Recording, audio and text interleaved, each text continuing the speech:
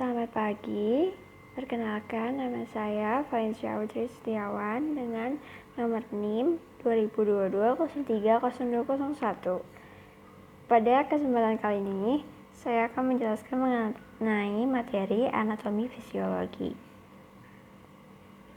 Materi yang akan saya sampaikan pada hari ini adalah sistem saluran pencernaan yang pertama, yang kedua sistem kardiovaskular, dan yang ketiga adalah sistem pernapasan. Sistem pencernaan. Pengertian, sistem pencernaan adalah proses yang dilakukan oleh sistem organ pencernaan untuk mengolah makanan agar dapat diserap nutrisinya dan diubah menjadi energi. Tujuan dari sistem pencernaan ini adalah sistem pencernaan bekerja dengan memecah dan menyerap nutrisi dari makanan dan cairan yang dikonsumsi. Ini digunakan untuk kebutuhan penting tubuh seperti energi untuk beraktivitas dan pertumbuhan serta perbaikan sel. Berikut merupakan urutan organ dari mekanisme sistem pencernaan, yaitu ada mulut, kerongkongan, lambung, usus halus, usus besar, rektrum, dan anus. Proses pencernaan. Selanjutnya, proses pencernaan dibagi menjadi dua, yaitu proses secara mekanisme, proses pencernaan di mana mematahkan partikel yang besar menjadi kecil, misalnya seperti mengunyah makanan di dalam mulut, atau gerakan meremas-remas atau gerakan peristaltik yang ada di dalam lambung dan tenggorokan. Beberapa organ tubuh yang melakukan pencernaan mekanis adalah gigi, lambung, atau kontraksi perut, dan empedu. Yang kedua ada proses kimiawi. Proses pencernaan yang menggunakan bahan kimiawi yang ada di dalam tubuh. Bentuk kimiawi tubuh adalah enzim.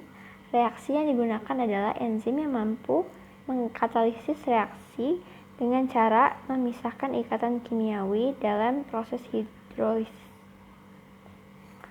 Fungsi dan mekanisme organ. Yang pertama ada mulut. Mulut adalah bagian awal dari anatomi sistem pencernaan manusia yang berfungsi untuk menghaluskan makanan agar lebih mudah dicerna oleh organ pencernaan lainnya. Di dalam mulut, proses pengolahan makanan juga dibantu oleh air liur yang mengandung enzim amilase untuk memecah karbohidrat menjadi glukosa. Kedua ada kerongkongan. Kerongkongan dan esofagus merupakan saluran yang terdiri dari otot untuk menciptakan gerakan peristaltik agar mampu membawa makanan yang telah dihaluskan dari mulut menuju lambung. Saluran ini memiliki panjang 20 cm dan dilapisi oleh mukosa. Selanjutnya ada lambung. Lambung merupakan anatomi sistem pencernaan yang terletak di perut bagian kiri atas. Fungsi dari lambung adalah sistem pencernaan untuk mengolah makanan menjadi bagian yang lebih kecil dan berbentuk setengah padat. Terjadi pencernaan kimiawi dengan enzim pepsin, renin, dan lipase. Selanjutnya setelah lambung adalah usus halus. Usus halus merupakan tempat penyerapan sari-sari makanan secara kimiawi dengan bantuan enzim tripsin, disakarase, dan lipase. Usus halus terdapat usus duodenum, 12 jari, jejunum, dan ileum. Selanjutnya, dari mekanisme organ pencernaan ada usus besar. Usus besar merupakan usus terbesar dengan panjang 1,5 meter. Fungsinya untuk memilah kembali sisa makanan yang telah dicerna di usus halus, penyerapan air, dan juga tempat pembusukan makanan oleh bakteri berada di usus besar. Dan yang terakhir, organ terakhir dalam mekanisme pencernaan adalah rektum dan anus. Rektum berfungsi sebagai tempat penyimpanan feses sebelum dikeluarkan pada anus. Fungsi anus adalah sebagai alat pembuangan feses melalui proses defekasi. Selanjutnya ada organ aksesori. Organ aksesori merupakan organ tambahan dalam sistem proses pencernaan. Di dalamnya ada gigi dan lidah. Gigi dan lidah merupakan alat pencernaan mekanis. Secara mekanis, gigi berfungsi untuk memotong, mengoyak, dan menggiling makanan menjadi partikel yang kecil. Lidah berfungsi sebagai indera pengecap makanan dan mencampur dengan air liur. Yang kedua ada hati atau hepar. Hati berfungsi sebagai pengatur keseimbangan zat makanan dalam darah, sebagai penyekresi empedu, dan membentuk eritrosit. Yang ketiga, organ aksesori ada yaitu kantung empedu. Kantung empedu memiliki fungsi yang utama adalah memecah lemak dari makanan agar bisa diserap oleh tubuh. Selain itu, empedu juga bertugas untuk mengeluarkan sisa metabolisme dan racun dari dalam tubuh. Dan terakhir ada pankreas.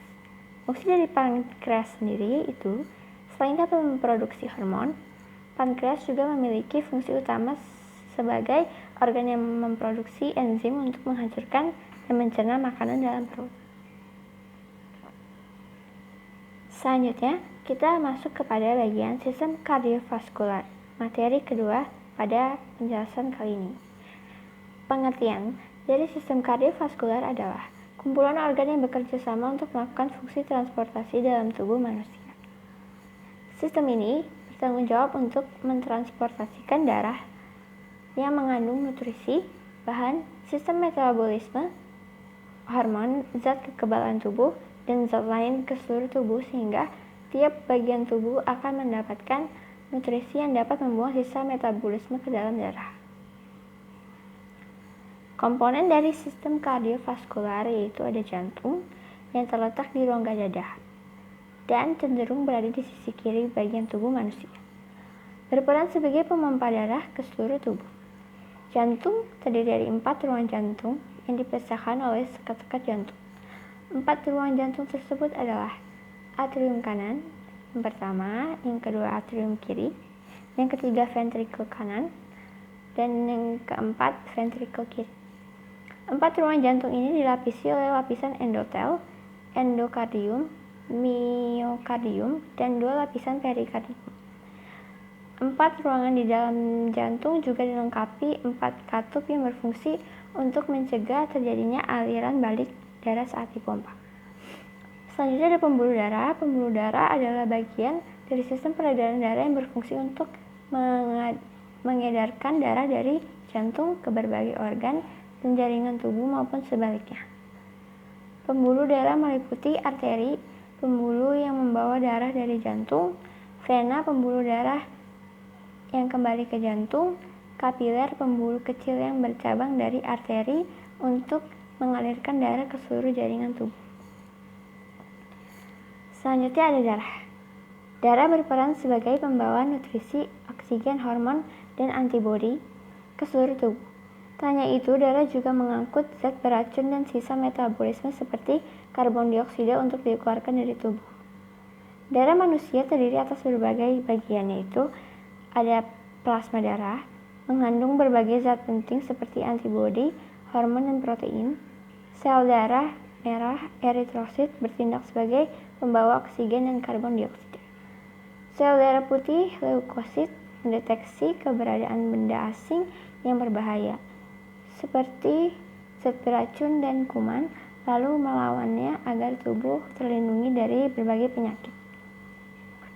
Keping darah, yaitu trombosit, dibutuhkan oleh tubuh untuk menjunjung proses pembekuan darah saat terjadi luka atau cedera.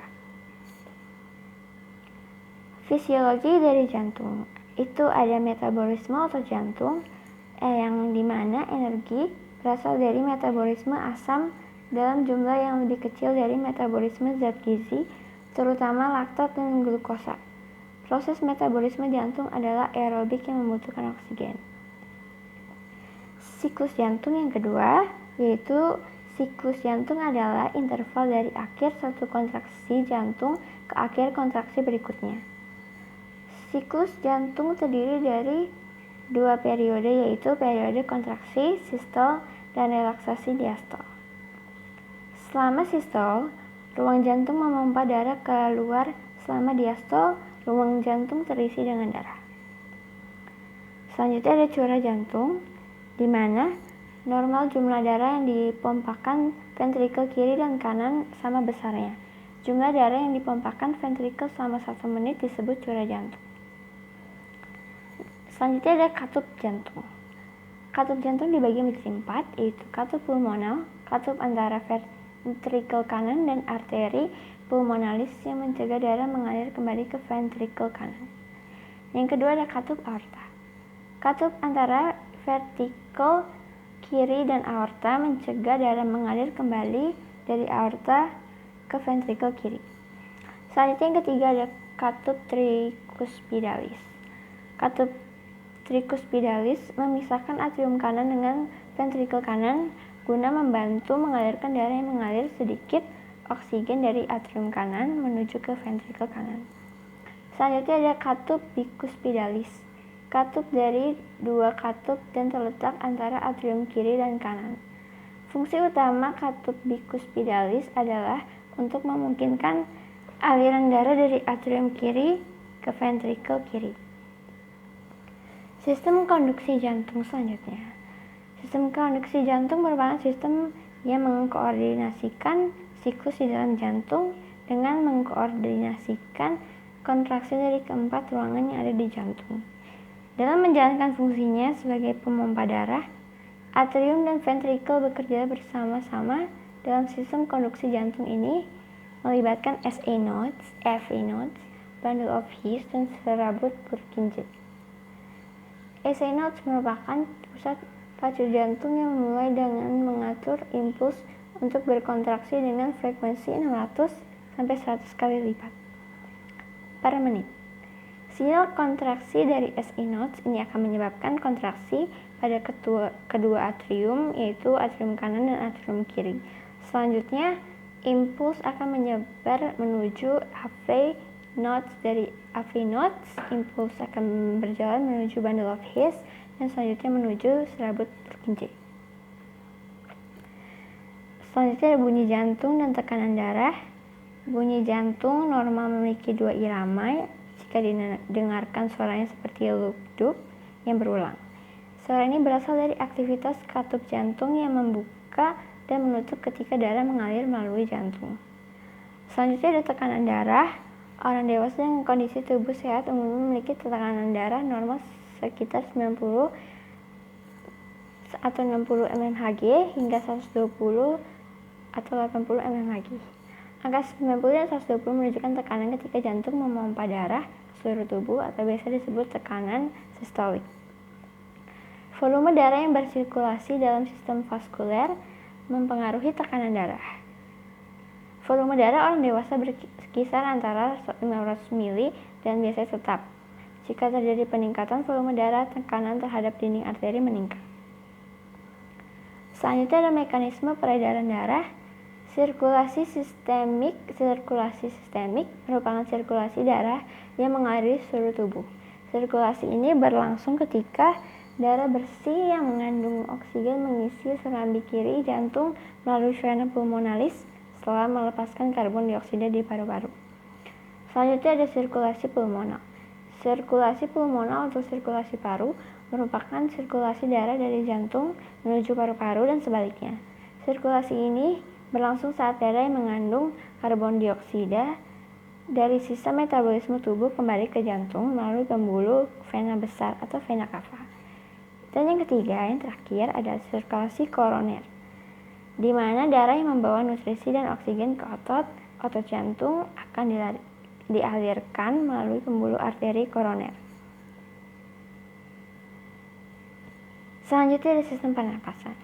Pengertian dari sistem pernapasan sendiri yaitu pernapasan atau respirasi merupakan suatu proses mulai dari pengambilan oksigen, pengeluaran karbohidrat, hingga penggunaan energi dalam tubuh. Manusia dalam bernapas menghirup oksigen dalam udara bebas dan membuang karbon dioksida ke lingkungan. Ketika manusia bernapas berarti sedang terjadi proses masuknya oksigen ke dalam tubuh dan pelepasan karbon dioksida keluar tubuh. Pertukaran antara oksigen dan karbon dioksida tersebut terjadi di dalam darah manusia. Manusia memiliki pernapasan yang normal ditandai dengan bernapas sebanyak 12-20 kali dalam 1 menit. Selanjutnya ada mekanisme pernapasan.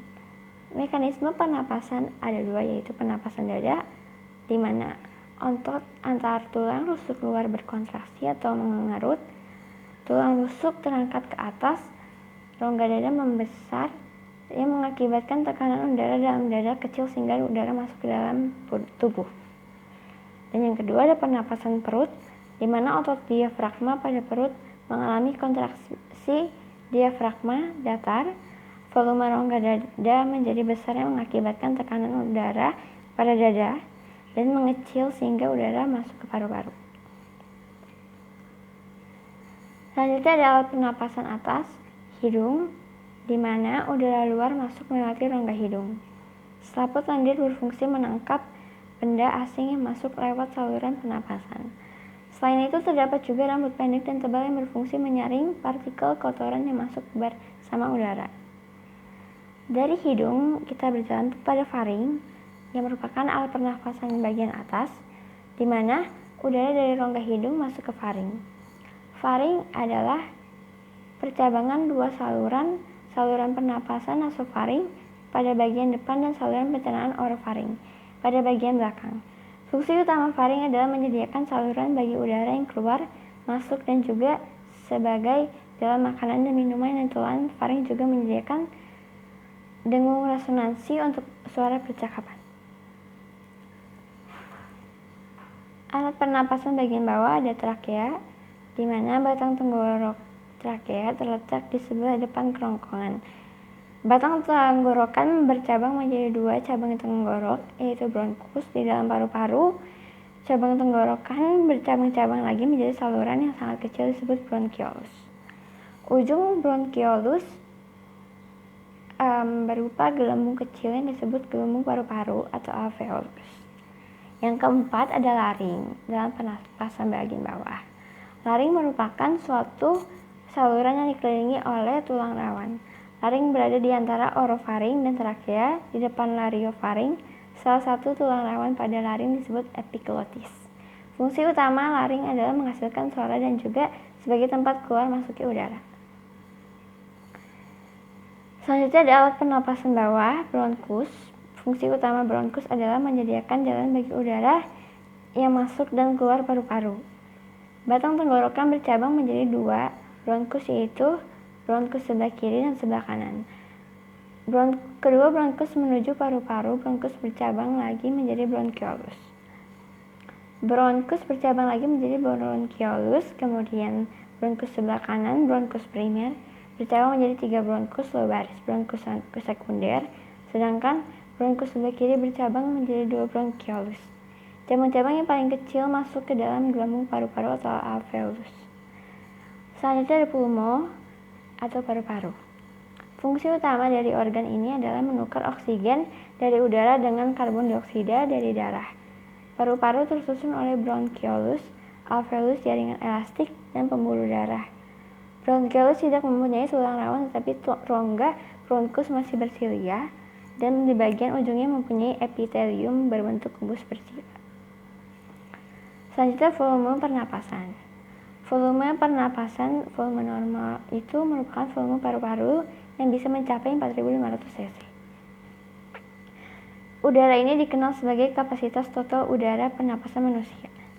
Kapasitas vital udara yang digunakan dalam proses bernapas mencapai 3.500 cc, yang 1.000 cc merupakan sisa udara yang tidak dapat digunakan, tetapi senantiasa mengisi bagian paru-paru sebagai residu atau udara sisa. Kapasitas vital adalah jumlah udara maksimum yang dapat dikeluarkan seseorang setelah mengisi paru-parunya secara maksimum. Kegiatan inspirasi dan ekspirasi atau menghirup dan menghembuskan udara dalam bernapas hanya menggunakan sekitar 500 cc volume udara pernapasan. Kapasitas tidal kurang lebih 500 cc. Kapasitas tidal adalah jumlah udara yang keluar masuk paru-paru pada pernapasan normal.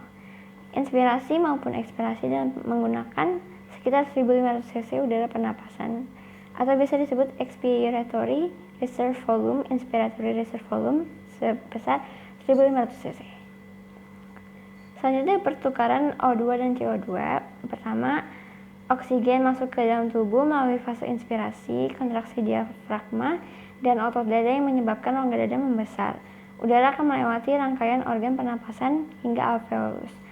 Lalu terjadi difusi O2 ke kapiler paru-paru di dinding alveolus. Di bagian ini, O2 diikat eritrosit yang mengandung hemoglobin, menyebabkan O2 menjadi jenuh sebelum disebar ke seluruh jaringan dan sel tubuh.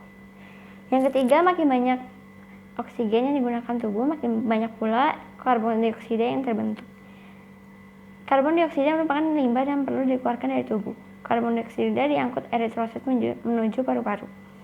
Yang keempat, di dalam paru-paru CO2 kembali menuju alveolus untuk fase ekspirasi pelepasan. Di fase ini, diafragma dan otot dada kembali rileks sehingga volume dada kembali normal.